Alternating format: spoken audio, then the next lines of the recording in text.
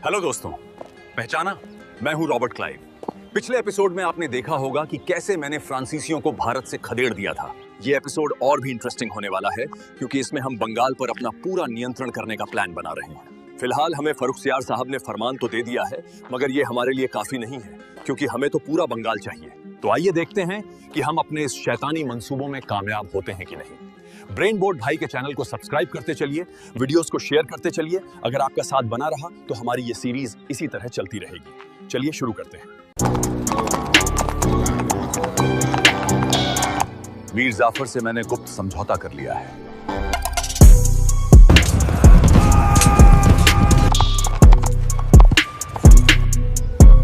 कल यानी 23 जून 1757 को प्लासी का युद्ध होने वाला है।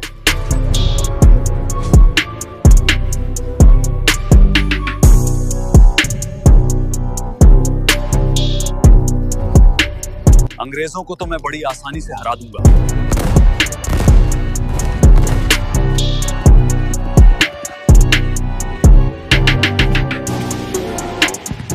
तू तो गया।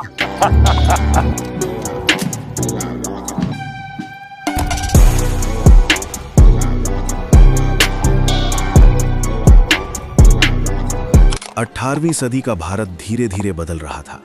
दिल्ली की गद्दी पर बैठा मुगल बादशाह अब भी शहंशाह कहलाता था, लेकिन उसकी सत्ता सिर्फ कागजों तक सिमट चुकी थी। दूर बंगाल में गंगा के किनारे एक ऐसा इलाका फल फूल रहा था जहां से पूरे हिंदुस्तान की अर्थव्यवस्था सांस लेती थी। बंगाल सिर्फ जमीन नहीं था, वो पैसा था, व्यापार था, कपड़ा था, नदियां थीं और खजाना था। यूरोप की नज़र में बंगाल उस समय भारत का सबसे अमीर प्रांत था, और जहां दौलत होती है वहां साजिशें अपने आप जन्म लेती हैं। दोस्तों, मैं हूं मुर्शिद कुली खां। औरंगजेब की मृत्यु के बाद मुगल साम्राज्य की पकड़ बंगाल पर ढीली पड़ने लगी है। इसी कमजोरी का फायदा उठाकर बंगाल में मैंने नवाबी शासन मजबूत कर लिया है। मैंने बंगाल को सिर्फ नाम के लिए मुगल सूबा रहने दिया है, लेकिन असल सत्ता मैंने अपने हाथों में ले ली है। मैं राजधानी ढाका से हटाकर मुर्शिदाबाद ले गया हूँ। मैंने जमीनों को खालिसा में बदल दिया है। अब यहाँ कर वसूली नकद तथा सख्ती से होती है। दोस्तों, पेपर में अक्सर पूछा जाता है कि बंगाल का पहला नवाब कौन था या स्वतंत्र राज्य के रूप में बंगाल की स्थापना किसने की। तो अब से याद रखना, मैं हूं बंगाल का पहला नवाब, यानी मुर्शिद कुली खां। इस सख्त राजस्व व्यवस्था का सबसे बड़ा लाभ साहूकारों और बैंकरों को हुआ, जिनमें जगत सेठ का नाम सबसे प्रभावशाली था। धीरे धीरे राज्य और बैंकरों के बीच एक गहरी सांठगांठ बन गई। यहीं से कहानी में एक नई ताकत दाखिल होती है, ईस्ट इंडिया कंपनी। एक ऐसी कंपनी जो व्यापार के नाम पर भारत आई थी, लेकिन जिसका असली मकसद धीरे धीरे व्यापार से सत्ता की ओर बढ़ रहा था। 1717 में फर्रुखसियर के फरमान ने इसके इरादों को पंख दे दिए। कंपनी को दस्तक प्रणाली के तहत कर मुक्त व्यापार की अनुमति मिली। सालाना केवल 3000 रुपए का नाम मात्र शुल्क देना पड़ा और अपने सिक्के चलाने का अधिकार भी मिल गया। समस्या ये थी कि कंपनी खुद तो टैक्स नहीं देती थी, लेकिन भारतीय व्यापारियों से पूरा कर वसूलती थी। इससे बंगाल की अर्थव्यवस्था में असंतुलन पैदा हुआ और कंपनी के कर्मचारी खुले तौर पर भ्रष्टाचार और निजी व्यापार में लिप्त हो गए। शुरुआत में कंपनी ने तलवार नहीं उठाई, उसने कागज उठाए, फरमान, दस्तक और व्यापारिक छूटें प्राप्त की। मुगल बादशाहों से मिली इन सुविधाओं ने कंपनी को बंगाल की अर्थव्यवस्था में चुपचाप घुसने का रास्ता दे दिया। और जब पैसा आने लगा तो हथियार अपने आप आने लगे। अली वर्दी खान के शासनकाल तक स्थिति किसी तरह संतुलित रही। उन्होंने मराठों से लड़ते हुए बंगाल को सुरक्षित रखा और प्रशासन को नियंत्रित रखा। लेकिन 1756 में उनकी मृत्यु के बाद उनके नाती सिराजुद्दौला नवाब बने। सिराजुद्दौला युवा थे, लेकिन आत्मसम्मानी और निर्णायक थे। वे अंग्रेजों की बढ़ती दखलंदाजी से नाखुश थे। जब अंग्रेजों ने फोर्ट विलियम को बिना अनुमति मजबूत करना शुरू किया और बंगाल के नियमों की अवहेलना की, तो सिराज ने कलकत्ता पर हमला कर दिया। फोर्ट विलियम पर कब्जा हुआ, अंग्रेज अधिकारी भाग खड़े हुए और वहीं से अंग्रेजों ने सिराज के खिलाफ साजिश रचनी शुरू कर दी। मद्रास से रॉबर्ट क्लाइव को बंगाल भेजा गया। क्लाइव ने युद्ध से पहले राजनीति को हथियार बनाया। उसने मीर जाफर, राय दुर्लभ और जगत सेठ जैसे प्रभावशाली लोगों से गुप्त समझौते किए। मीर जाफर को नवाब बनाने का वादा किया गया और बंगाल के खजाने की हिस्सेदारी का लालच दिया गया। अलीनगर की संधि के जरिए अंग्रेजों ने अपनी पुरानी सुविधाएं वापस पा ली, लेकिन ये केवल समय खरीदने की चाल थी। प्लासी का युद्ध 23 जून 1757। दोस्तों, मैं हूं सिराजुद्दौला। कल यानी 23 जून 1757 को प्लासी का युद्ध होने वाला है। मुझे अपनी सेना पर पूरा यकीन है। अंग्रेजों को तो मैं बड़ी आसानी से हरा दूंगा, क्योंकि मेरे साथ मीर जाफर जैसे योद्धा भी हैं। प्लासी का युद्ध भारतीय इतिहास का वो क्षण था जहां तलवारों से ज्यादा साजिशें चली और गोलियों से पहले विश्वासघात ने फैसला सुना दिया। 23 जून 1757 को भागीरथी नदी के किनारे स्थित छोटे से गांव प्लासी में जो हुआ, उसने आने वाले 200 वर्षों के औपनिवेशिक शासन की नींव रख दी। कागजों में ये एक युद्ध था, लेकिन वास्तविकता में ये सत्ता का सौदा था।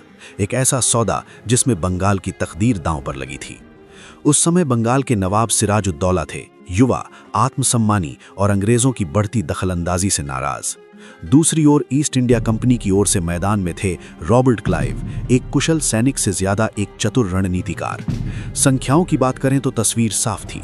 नवाब के पास लगभग 50,000 सैनिक, जबकि अंग्रेजों के पास करीब 3,000। लेकिन इतिहास केवल संख्या से नहीं, नियत और निष्ठा से बनता है। क्लाइव ने युद्ध से पहले ही परिणाम तय करने की तैयारी कर ली थी। नवाब की सेना के भीतर असंतोष और महत्वाकांक्षा को हथियार बनाया गया। दोस्तों, कल के लिए सारी सेटिंग हो गई है। मीर जाफर से मैंने गुप्त समझौता कर लिया है। मैंने वायदा किया है कि सिराज को हटाकर तुम्हें नवाब बना देंगे, और मीर जाफर मान भी गया। इस साजिश में बंगाल का बैंकर जगत सेठ और मणिकचंद सीध, राय दुर्लभ जैसे लोग भी शामिल हैं। नवाब, तू तो गया। तू तो गया बेटे। 23 जून की सुबह बारिश के बाद धूप निकली। तोपें तैनात थीं, सेनाएं आमने सामने थीं, लेकिन नवाब की ओर से निर्णायक आक्रमण नहीं हुआ। मीर मदन और दीवान मोहन लाल ने ही साहस दिखाया। मीर मदन की वीरता के बावजूद विश्वासघात की दीवार बहुत ऊंची थी। थोड़ी देर में नवाब की सेना का मनोबल टूट गया और मैदान का रुख बदल गया। शाम होते होते परिणाम स्पष्ट था। सिराजुद्दौला पराजित हुए, भागने को मजबूर हुए और बाद में उनकी हत्या कर दी गई। मीर जाफर को नवाब घोषित कर दिया गया। तो दोस्तों, इस तरह प्लासी का युद्ध जीता नहीं गया बल्कि खरीदा गया। अगर मीर जाफर हमारे साथ न होता तो हम टिक ना पाते। इस एक दिन ने ईस्ट इंडिया कंपनी को बंगाल की राजनीति में राजा बनाने वाली शक्ति बना दिया और कंपनी के अधिकारियों के लिए लूट के दरवाजे खोल दिए। प्लासी का महत्व केवल सत्ता परिवर्तन तक सीमित नहीं था। इस युद्ध के बाद कंपनी को बंगाल के संसाधनों तक अप्रत्यक्ष पहुंच मिली, जिससे उसने अपनी सेना मजबूत की, प्रशासन में दखल बढ़ाया और अगले संघर्षों, विशेषकर बक्सर के लिए आर्थिक आधार तैयार किया। इसीलिए इतिहासकार ठीक ही कहते हैं कि प्लासी ने बंगाल सौंपा, लेकिन उससे भी अधिक भारत के औपनिवेशिक भविष्य की दिशा तय कर दी। इसी युद्ध के बाद अंग्रेजों के हौसले इतने बुलंद हुए कि उन्होंने 1759 में बेदरा की लड़ाई में डचों को बड़ी आसानी से हराकर भारत से खदेड़ दिया। 1760 में फ्रांसीसियों को भी वॉन्डीवॉश के युद्ध में हरा दिया था, जिसकी चर्चा हमने पिछले एपिसोड में की है। बक्सर का युद्ध 22 अक्टूबर 1764। अगर प्लासी विश्वासघात की जीत था तो बक्सर अंग्रेजी सत्ता की वैधानिक घोषणा थी। 22 अक्टूबर 1764 को बिहार के बक्सर में जो युद्ध लड़ा गया, उसने ये साफ कर दिया कि अब ईस्ट इंडिया कंपनी केवल बंगाल की राजनीति में दखल देने वाली ताकत नहीं रही, बल्कि वो भारत की सबसे प्रभावशाली सैन्य राजनीतिक शक्ति बन चुकी है। प्लासी के बाद अंग्रेजों ने बंगाल में खुली लूट मचाई। मीर जाफर केवल नाम का नवाब था, वास्तविक सत्ता कंपनी के हाथों में थी। जब मीर जाफर कंपनी की बढ़ती मांगों को पूरा नहीं कर सका तो उसे हटाकर मीर कासिम को नवाब बनाया गया। मीर कासिम कोई कठपुतली नहीं था। उसने शासन सुधारने की गंभीर कोशिश की। उसने दस्तक प्रणाली समाप्त की, भारतीय और यूरोपीय व्यापारियों के लिए समान कर व्यवस्था लागू की और बंगाल की सेना को मॉडर्न बनाने का प्रयास किया। यही सुधार ईस्ट इंडिया कंपनी को सबसे ज्यादा चुभे। संघर्ष बढ़ा और अंत में मीर कासिम को बंगाल छोड़ना पड़ा, लेकिन उसने हार नहीं मानी। उसने अवध के नवाब शुजाउद्दौला और मुगल सम्राट शाह आलम द्वितीय से हाथ मिला लिया। यह गठबंधन प्रतीकात्मक रूप से बहुत शक्तिशाली था, क्योंकि पहली बार अंग्रेजों के सामने केवल एक नवाब नहीं बल्कि मुगल सम्राट स्वयं खड़ा था। दूसरी ओर अंग्रेजी सेना का नेतृत्व कर रहे थे हेक्टर मुनरो, एक अनुशासित और अनुभवी कमांडर। 22 अक्टूबर 1764 को दोनों सेनाएं बक्सर के मैदान में आमने सामने थीं। संख्यात्मक रूप से भारतीय पक्ष कहीं अधिक शक्तिशाली था, लेकिन अंग्रेजों के पास वो चीज थी जो उनके विरोधियों के पास नहीं थी: अनुशासन, एकीकृत नेतृत्व और आधुनिक वॉर नीति। युद्ध के दौरान गठबंधन की सेनाओं में आपसी समन्वय की कमी साफ दिखी। नेतृत्व बटा हुआ था और निर्णय लेने में देरी हो रही थी। इसके विपरीत अंग्रेजी सेना अनुशासित थी और हर आदेश एक स्पष्ट लक्ष्य के साथ दिया जा रहा था। कुछ ही घंटों में युद्ध की दिशा बदल गई। गठबंधन की सेनाएं पराजित हो गई। शुजाउद्दौला भागने पर मजबूर हुए और शाह आलम द्वितीय अंग्रेजों की शरण में चले गए। ये केवल एक सैन्य हार नहीं थी, बल्कि मुगल सत्ता की अंतिम स्वीकारोक्ति थी कि अब वास्तविक ताकत कंपनी के हाथों में है। बक्सर के युद्ध का प्रभाव प्लासी से कहीं अधिक गहरा था। प्लासी ने अंग्रेजों को बंगाल में प्रभाव दिया था, लेकिन बक्सर ने उन्हें कानूनी और राजनैतिक वैधता प्रदान की। इसी जीत के बाद 1765 में इलाहाबाद की संधि हुई, जिसके तहत शाह आलम द्वितीय ने बंगाल, बिहार और ओडिशा की दीवानी अर्थात राजस्व वसूलने का अधिकार ईस्ट इंडिया कंपनी को सौंप दिया। बदले में कंपनी ने मुगल सम्राट को करीब 26 लाख रुपए की वार्षिक पेंशन देने का वादा किया। अवध के नवाब शुजाउद्दौला को युद्ध हार जाने के रूप में 50 लाख रुपए कंपनी को देने पड़े। इलाहाबाद और कड़ा जिले मुगल बादशाह को दिए गए और अवध का शेष क्षेत्र नवाब को लौटा दिया गया।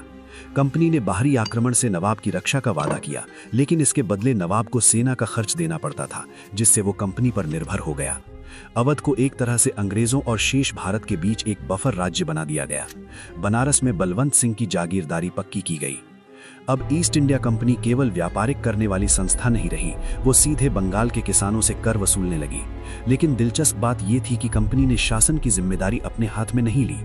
यहीं से जन्म हुआ एक अजीब और खतरनाक व्यवस्था का, द्वैध शासन। द्वैध शासन का अर्थ था सत्ता का बंटवारा, लेकिन असल में यह सत्ता से भागने का तरीका था। दोस्तों, मैं भारतीय राजा हूं।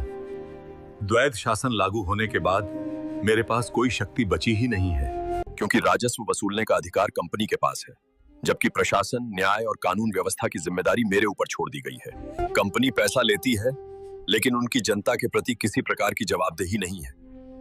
मैं तो फंस गया हूं। इस व्यवस्था का सबसे भयानक परिणाम बंगाल की आम जनता पर पड़ा। कंपनी के कर्मचारी अधिक से अधिक राजस्व वसूलने में लगे रहते थे। किसानों पर भारी कर लगाए गए, जमींदारों पर दबाव डाला गया और उत्पादन की परवाह किए बिना लगान वसूला गया। दूसरी ओर नवाबी प्रशासन इतना कमजोर हो चुका था कि वो न तो किसानों की रक्षा कर सकता था, न ही व्यवस्था बनाए रख सकता था। द्वैध शासन ने प्रशासनिक अराजकता को जन्म दिया।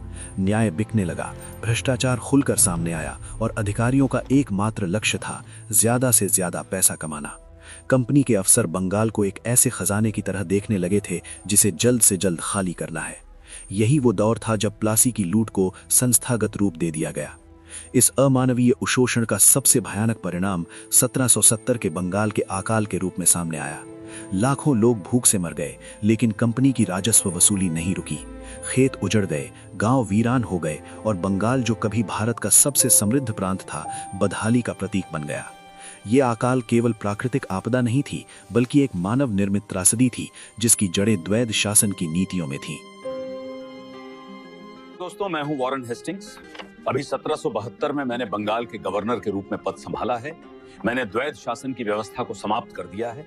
दोस्तों, ये कहानी यहाँ खत्म नहीं होती, क्योंकि अब शुरू होगी विद्रोह की कहानी, जिसको हम देखेंगे अगले एपिसोड में। आपको हमारा ये एपिसोड कैसा लगा, कमेंट्स में जरूर बताएं। आजकल आप कमेंट्स कम करते हैं। अगर आपका यही हाल रहा तो हम फिर से भारत आ जाएंगे। चलिए मिलते हैं अगले एपिसोड में।